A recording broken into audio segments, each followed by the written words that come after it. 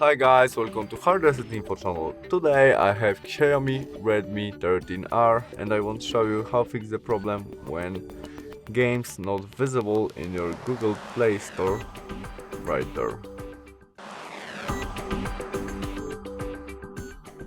As you can see, I search Mobile Legends games but I don't have it right there and I can't install it. To fix it, we must go back to the main menu of our Google Play Store, and now we press on our photo on the right corner and settings option. There, family and parental controls. Now we must change it by press it, and now we click to the page 16, confirm and save. Now we can go back to the main menu and search Mobile Legends game. Now we have it, we can install it.